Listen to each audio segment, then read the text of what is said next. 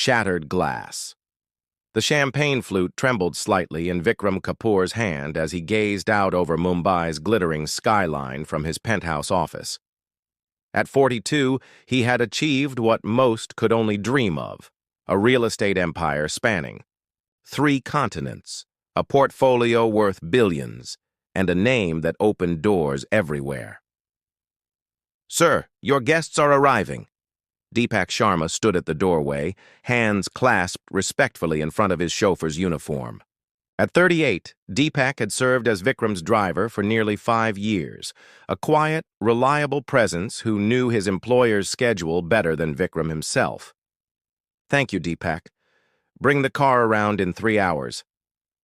Vikram straightened, his custom Italian suit, and prepared to host potential investors for his newest venture, a chain of sustainable luxury resorts that would revolutionize eco-tourism. What Vikram didn't know was that this night marked the beginning of his downfall. The merger documents he signed that evening contained carefully hidden clauses crafted by his childhood friend and business partner, Rohit Malhotra. By morning, control of Kapoor Enterprises would be transferred to Rohit's holding company, leaving Vikram with nothing but shares in a shell corporation. The market crash that followed seemed almost orchestrated. Accusations of fraud emerged, though they pointed at Vikram rather than Rohit. Within weeks, Vikram's assets were frozen pending investigation. "Mr. Kapoor, we need to discuss severance packages for the staff," his HR director said coldly, having already accepted a position with Rohit's new company. One by one, they abandoned him, his executive team, his lawyers, his fiancée Nisha, who returned his ring with a note. "I fell in love with a success story, not a cautionary tale." Even his family kept their distance, embarrassed by the scandal and unwilling to be associated with failure. Only his mother called occasionally, her voice heavy with disappointment. 6 months later, Vikram stood in the rain outside what had once been his headquarters, now bearing Rohit's name on the facade. His designer shoes were worn, his account balances decimated by legal fees. The court had cleared him of wrongdoing but couldn't restore what he'd lost. A black car pulled up beside him. The window rolled down, revealing Deepak's concerned face. "Sir, please get in. You'll catch cold." Vikram stared in confusion. "Deepak, why are you still driving my car?" "It's not your car anymore, sir. The company took it back. This is mine." Deepak gestured to the modest sedan. "I've been looking for you." Vikram hesitated, then climbed in, his wet clothes soaking the seat. "I can't pay you any more, Deepak. You should be working for someone who can." Deepak simply nodded and pulled, away from the curb. "I've driven for many wealthy men, sir. Most treat their drivers like furniture. You always asked about my mother's health and remembered my children's names. Money isn't the only currency of respect." They drove in silence through Mumbai's chaotic streets until Deepak pulled up to a small apartment building in a middle-class neighborhood. "My sister has moved in with her husband. I have an extra room." Deepak's offer hung in the air between them. "It's not much, but it's clean and the rent is paid until next month." Vikram felt something break inside him. Not pride, but the wall he'd built between himself and genuine human connection. "Why would you help me like this?" Deepak turned off the engine and faced his former employer. "Because, sir, everyone deserves someone who stays when the world walks out. Besides," he added with a small smile, "I believe your story isn't finished yet." As they climbed the narrow stairs to the apartment, Vikram realized he had never really seen Deepak before. Not as a person with his own life, dreams, and wisdom. Now, stripped of everything that had defined him, Vikram was about to discover that sometimes rock bottom is actually the foundation upon which something stronger can be built. The humble road, the transition from a 10,000-square-foot penthouse to Deepak's modest 2-bedroom apartment, was more than a change of address for Vikram. It was entry into an entirely different world. The constant hum of neighbors' lives, the shared water tank that sometimes ran dry by evening, the narrow kitchen where Deepak somehow created miracles with simple ingredients. All of it bewildered the former tycoon. "Sir, your tea," Deepak said one morning, setting down a cup on the small table where Vikram had spent hours staring at his laptop, sending unanswered emails to former contacts. "Deepak, please stop calling me sir. I'm living in your home, eating your food. Just Vikram is fine." He pushed away his laptop and rubbed his temples. "And stop making me tea when you have to be at your new job in an hour." After losing his position as Vikram's driver, Deepak had found work with a taxi service, working 12-hour shifts that left his usually immaculate uniform wrinkled with exhaustion. Old habits. Deepak smiled, his eyes crinkling at the corners. "And the tea takes only minutes. My mother always said that a day without proper chai is a day without proper thinking." Vikram sipped the perfectly spiced tea, wondering how he'd never noticed that Deepak possessed a wisdom entirely different from the calculated intelligence that had populated his corporate world. The first weeks were the hardest. Vikram's depression manifested as both lethargy and restlessness. He spent days barely moving from the small couch, then nights pacing the cramped living room, reconstructing his downfall, searching for the moment he could have prevented everything. One evening, returning from a double shift, Deepak found Vikram exactly where he'd left him that morning. "Tomorrow you're coming with me," Deepak announced, his tone leaving no room for argument. The next morning, Vikram found himself in Deepak's taxi, accompanying him on his rounds through Mumbai. At first, he sat silently in the passenger seat, watching the city he'd once viewed only from high-rise windows and through the tinted glass of luxury cars. "That building," Deepak said, pointing to a gleaming skyscraper. "The foundation was poured incorrectly. They'll have structural problems within 5 years. Vikram looked at his former driver with surprise. "How do you know that?" Deepak shrugged. "I notice things. I've watched buildings rise across this city for 20 years.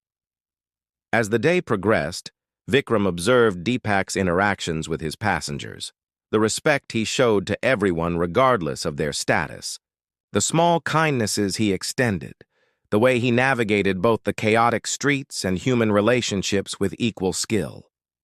By the third day of accompanying Deepak, Vikram had begun to engage with the passengers himself, learning names, hearing stories. A garment worker described textile sourcing challenges that gave Vikram ideas. A hotel manager complained about sustainability issues that aligned perfectly with the eco-friendly concepts Vikram had been developing before his fall. On the 7th day, when an elderly passenger struggled with heavy grocery bags, Vikram instinctively jumped out to help, carrying them up 3 flights of stairs. The woman's blessing and the small cup of tea she insisted they stay for affected him more deeply than any business deal he'd ever closed. "You've changed," Deepak observed on their drive back. "For better or worse?" Vikram asked. "Just different. Before, you were like polished marble, impressive but cold to touch. Now you're becoming like wood, perhaps less perfect, but warmer. That night." Vikram noticed Deepak wincing as he prepared dinner. "You're back?" Vikram asked. Deepak nodded. "Old injury? The long hours driving make it worse." Without a word, Vikram took over cooking, following Deepak's instructions to complete a simple dal and rice. As they ate, Vikram made a decision. "I need to contribute more. You can't keep supporting both of us on your salary." "You'll find your way?" Deepak said with characteristic simplicity. "No, I mean now. Tomorrow I'm going to find work. Any work." Deepak studied him. "Are you sure? Most people in your position would still be making calls to rich friends, looking for bailouts." "Those friends disappeared the moment Rohit betrayed me," Vikram said, surprised by how little bitterness remained in the observation. "Besides, I've Learn more about real business watching you this week than in my last 5 years running Kapoor Enterprises. The next morning, Vikram accompanied Deepak to the taxi company's office. The dispatcher, a gruff woman named Priya, looked skeptically at Vikram's still expensive watch, the one thing he couldn't bear to sell, and 2 soft hands. "He has no experience," she said to Deepak. "But he knows the city better than anyone," Deepak countered. "And he speaks 4 languages fluently." "5," Vikram corrected quietly. "I learned Mandarin for the Chinese market expansion." Priya raised an eyebrow. "We do get airport fares with international tourists." She tapped her pen against her clipboard. "Fine. He can start as your co-driver. Split the fares, split the responsibility. If he works out, we'll discuss getting him his own vehicle." On the drive to their first pickup, Vikram felt a strange lightness. For the first time in months, he had a purpose, however modest. More surprisingly, he felt a kind of freedom he hadn't experienced since before his success. The liberty of having nothing more to lose and everything to rediscover. "Thank you," he said simply to Deepak. Deepak kept his eyes on the road. "Sometimes we must lose our maps to find our compass, sir." "Vikram," he corrected himself with a small smile.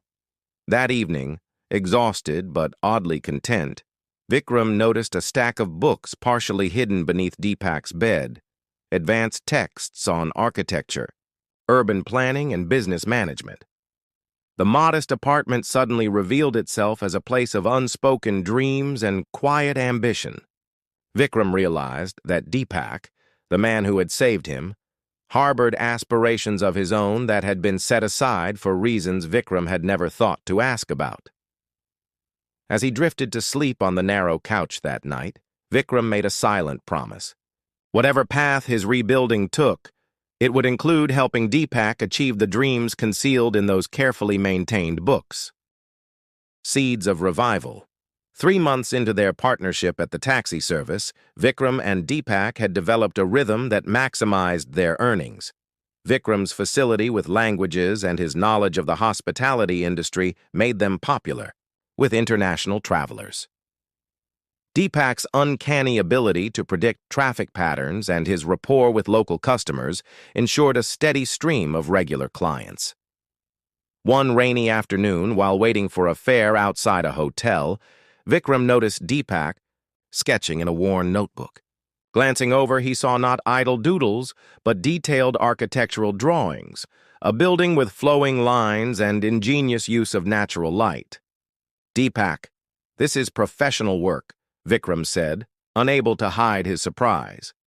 Deepak closed the notebook quickly. "Just a hobby. A hobby doesn't produce structural calculations in the margins." Vikram gestured to the mathematical notation surrounding the drawing. "What am I missing here? Who are you really?" Rain drummed on the taxi's roof as Deepak stared ahead, seemingly deciding something. Finally, he reached beneath his seat and pulled out a battered leather portfolio. "I completed 3 years of architectural engineering at university," he said, passing the portfolio to Vikram. "Top of my class. Inside were designs that would have impressed the most demanding clients Vikram had ever worked with, innovative structures that balanced beauty, function, and sustainability." "What happened?" Vikram asked, carefully turning the pages. "My father died suddenly. Heart attack. I was the oldest of 4 children. My mother had never worked outside the home." Deepak's voice was matter-of-fact, without self-pity. "I needed immediate income, not potential future success. Driving paid reliably." "But you could have worked for an architectural firm?" Vikram pressed. "Entry-level positions paid less than driving for wealthy businessmen," Deepak said with a small smile. "And the hours would have meant abandoning my siblings when they needed guidance. Some dreams must wait their turn." Vikram fell silent, absorbing the magnitude of Deepak's sacrifice, a brilliant career deferred for family responsibility. He thought of his own rise to success, unimpeded by anything but his own ambition. "And now?" he finally asked. Your siblings are grown. Now I drive a taxi and sketch buildings that will never be built, Deepak said simply. It's enough. But Vikram could see it wasn't enough. Not for a mind capable of creating the designs he held in his hands. That night, unable to sleep, Vikram pulled out his laptop. The battery was running low, just like his hope had been before this revelation. He began researching small-scale development projects, affordable housing initiatives, and sustainable urban renewal programs. By morning, he had the outline of an idea. "We need to talk," he told Deepak over breakfast. "I think I've found our way forward, both of us." Vikram spread out printouts of government incentives for eco-friendly affordable housing and small business loans available to those willing to develop in underserved neighborhoods. "The profit margins are smaller than what I used to work with," Vikram explained, "but the barriers to entry are lower.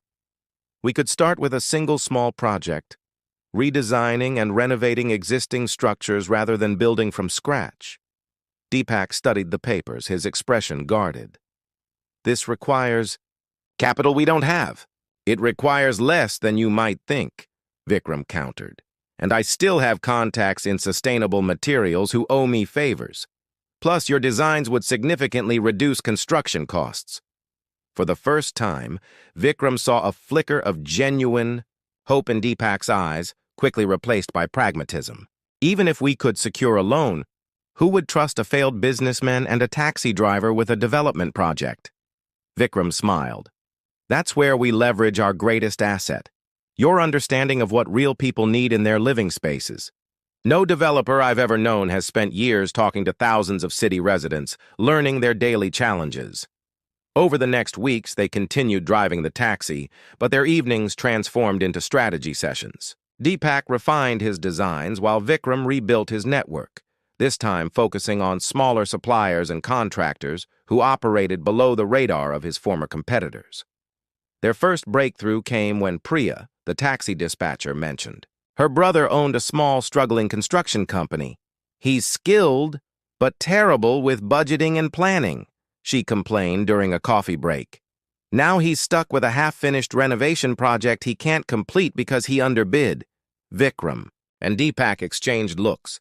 "We might be able to help," Vikram offered carefully.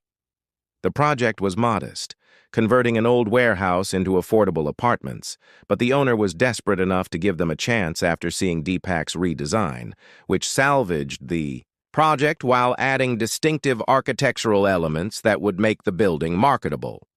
Using the last of Vikram's savings and a small loan secured against Deepak's taxi, they hired a skeleton crew and personally worked alongside them.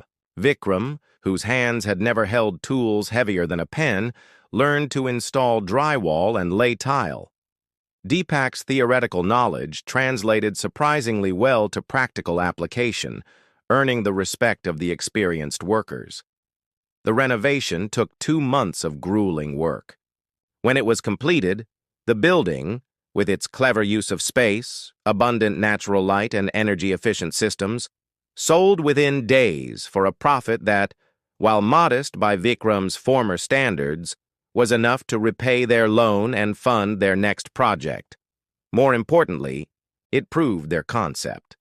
Deepak's architectural vision combined with Vikram's business acumen could create something valuable from overlooked opportunities.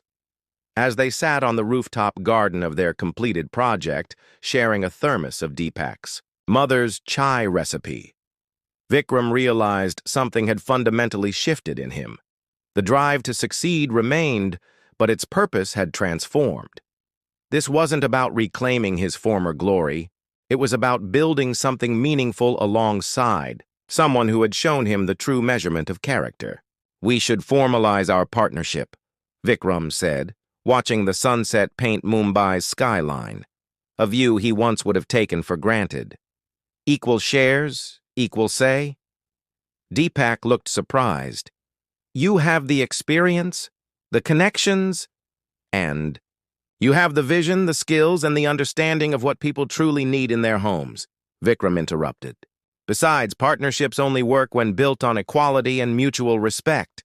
He extended his hand, remembering countless business deals sealed with similar gestures, but knowing this one carried a weight and sincerity the others had lacked. After a moment's hesitation, Deepak clasped his hand firmly. "To new foundations," Deepak said quietly. "Both architectural and personal," Vikram agreed. The partnership. The small office they rented near Andheri had none of the opulence of Vikram's former headquarters. A single room with 2 desks, basic computers, and a whiteboard covering one wall. This was the entirety of Sharma and Kapoor. Sustainable developments. The name order had been Vikram's insistence. Without Deepak's designs and connections, there would be no business at all. Their first project broke ground 3 months after the meeting with Farhan. A modest development of 20 eco-friendly apartments on the outskirts of Mumbai, built with locally sourced materials and innovative space-saving designs. Deepak supervised construction, while Vikram handled finances and marketing. Early challenges tested their resolve. A materials supplier backed out after learning of Vikram's involvement, clearly pressured by Rohit's network. Unexpected soil issues required costly foundation modifications. The construction crew, skeptical of the unconventional methods, required extensive training.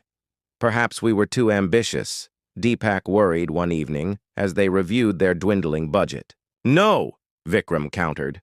"We were exactly ambitious enough. We just need to adapt." Vikram reached out to former clients who had maintained friendly relations despite his downfall. One, Sudha Rao, a retired banker with progressive ideas, agreed to visit the construction site.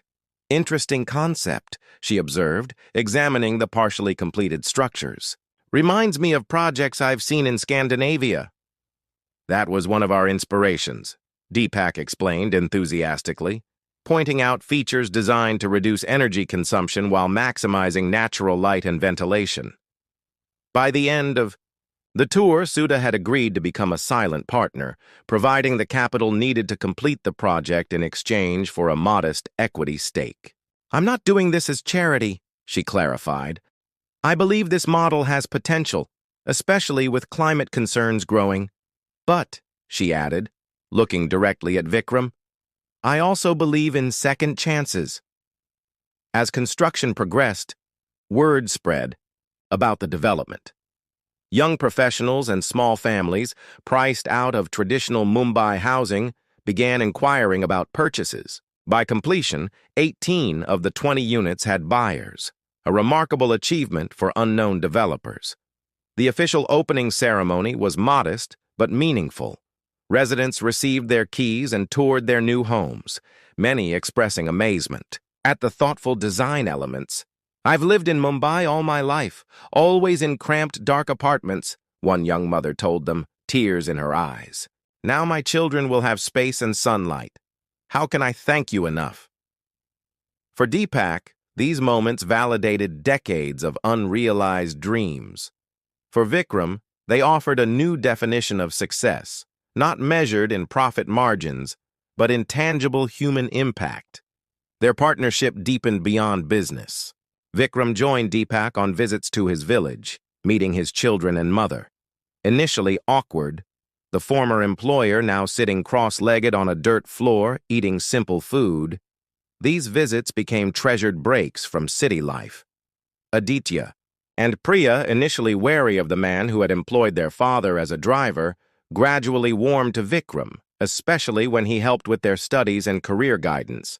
Deepak's mother simply treated him as another son, scolding him for working too hard and not eating enough.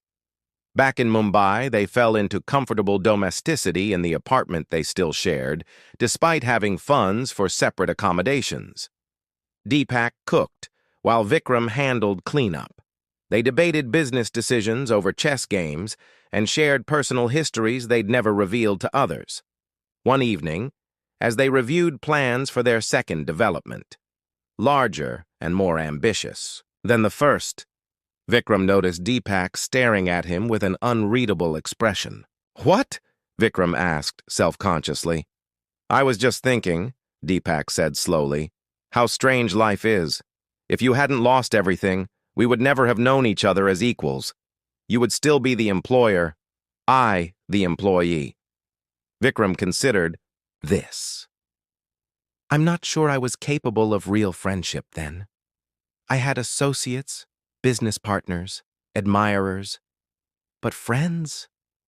I didn't understand the meaning of the word. A comfortable silence fell between them, filled with unspoken realizations about how their relationship had evolved.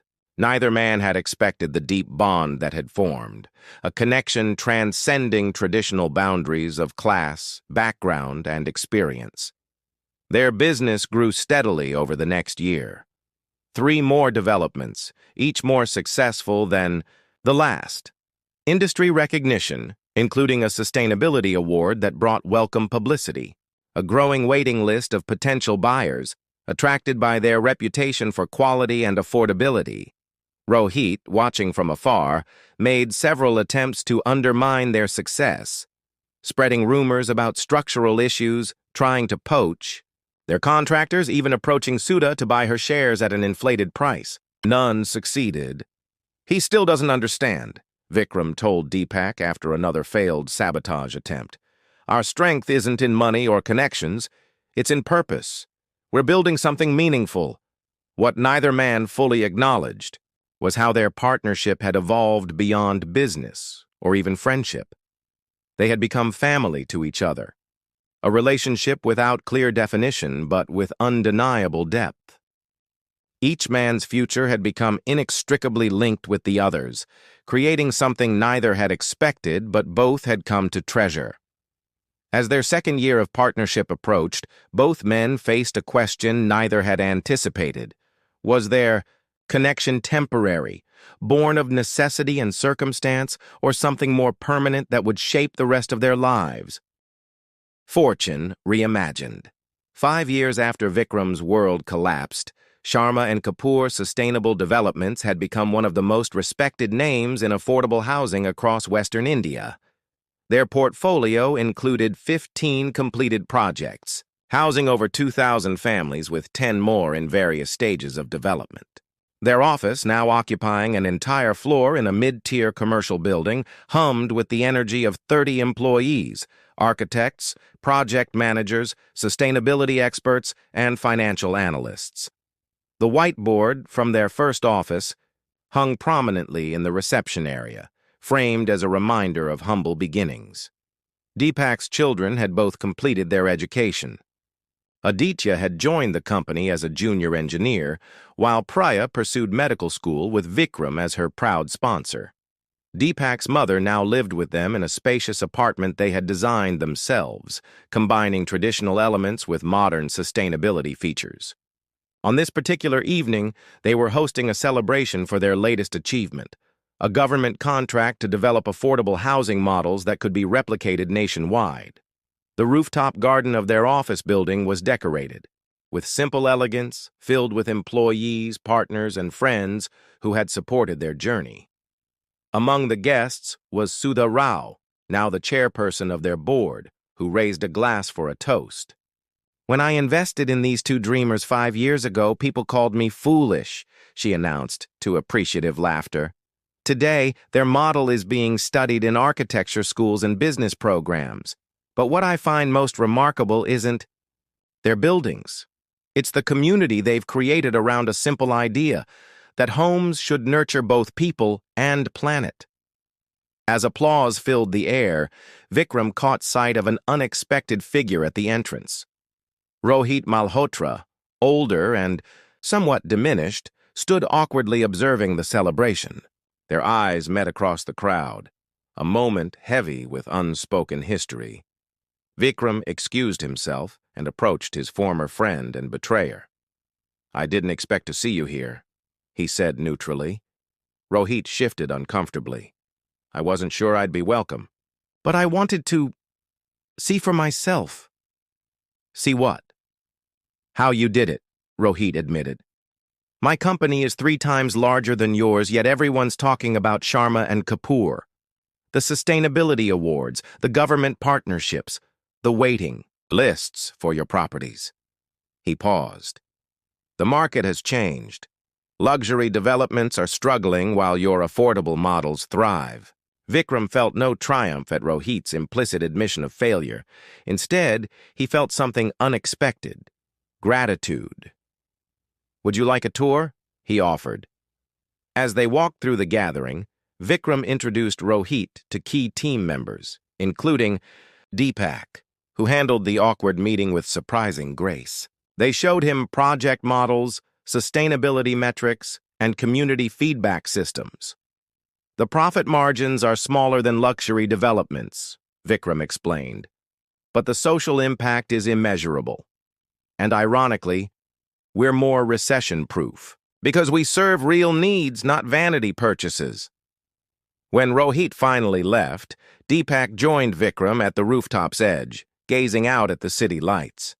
"That was generous of you," Deepak observed. "After what he did." Vikram shrugged. 5 years ago, I would have dreamed of revenge. Now, I realize he gave me a gift. If he hadn't destroyed what I had, I would never have built something better. Deepak smiled, understanding the journey Vikram had traveled, from entitled tycoon to thoughtful builder, from isolation to connection. As the party wound down, they found themselves alone on the rooftop, reminiscing about their unlikely beginning, a broken man and his loyal driver creating something neither could have achieved alone. "Do you ever miss it?" Deepak asked. "The mansions, the private jets, the power?" Vikram considered the question seriously. "Sometimes I miss the simplicity of it. Having anything I wanted without considering the cost, to others or myself. But no, I don't miss the person I was." Later that night, in the apartment they still shared despite having means for separate luxurious homes, they sat on their balcony watching Mumbai's endless energy below. "I've been thinking," Deepak said hesitantly, "about the future." "Our expansion plans?" Vikram asked. "No, something more personal." Deepak seemed uncharacteristically nervous. "My mother asked again yesterday when one of us would get married. She wants more grandchildren." Vikram laughed. "At our age? Besides, where would we find partners who understand our unusual arrangement?" The silence that followed held a question neither had directly addressed during their years together: the nature of their bond, which had evolved beyond business, partnership or friendship into something more profound and complex. Deepak spoke first, his voice quiet but steady. "Perhaps we already have." The implication hung in the air between them, not a declaration of romantic love, but an acknowledgement of a life partnership that defied conventional labels. They had built a family together, with Deepak's children, his mother, their employees, and the communities they served. Vikram reached across the space between them, taking Deepak's hand in his own. No words were necessary. They had learned to communicate in silence, understanding each other's thoughts through years of shared struggle and triumph. The fortune Vikram had lost, built on exploitation and ego, paled in comparison to what he had found: purpose, respect, family, and a companion who had seen him at his worst yet recognized his best. As dawn broke over Mumbai, casting golden light across the city they were helping to transform, both men understood that true wealth couldn't be measured in rupees or property deeds. It existed in the homes they built, the lives they touched, and the unexpected bond that had transformed two strangers, an arrogant tycoon and his humble driver, into partners in the truest sense of the word. Their story, which began with loss and loyalty, had become something neither could have imagined, a testament to the power of second chances and the many forms that love can take. In the end, fortune hadn't merely been restored. It had been reimagined into something far more valuable than either man had ever possessed before.